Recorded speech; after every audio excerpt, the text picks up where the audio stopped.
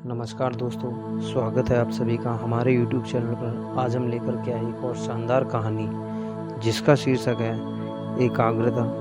जितनी अधिक होगी काम का परिणाम उतना ज़्यादा होगा। तो चलिए शुरू करते हैं।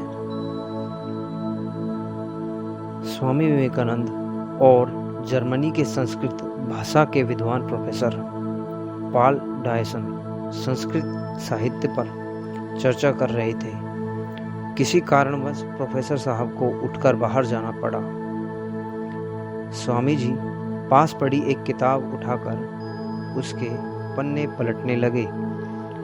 वह कविताओं का संकलन था। वे उसे पढ़ने में लीन हो गए। थोड़ी देर बाद प्रोफेसर डायसन अपना काम निपटाकर लौट आए, लेकिन स्वामी जी किताब पढ़ने में इस कदर खोए थे कि डायसन के लौटने का उन्हें पता ही नहीं चला। कुछ देर बाद डायसन को लगा कि स्वामी जी जानबूझकर उन्हें नज़रअंदाज कर रहे हैं।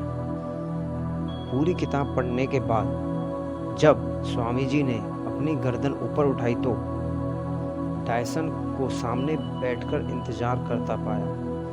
वे बोले, क्षमा कीजिए, मैं पढ़ रहा था, इसलिए आप कब आए इसका पता ही नहीं चला।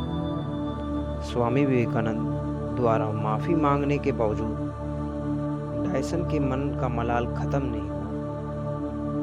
उन्हें यही लगता रहा कि स्वामी जी ने जानबूझकर उनकी उपेक्षा की है। स्वामी विवेकानंद उनके मन का भाव जान गए।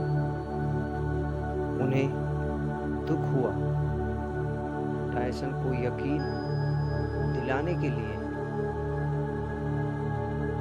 वे किताब की कुछ कविताएं सुनाने लगे, लेकिन इसका उल्टा असर हुआ।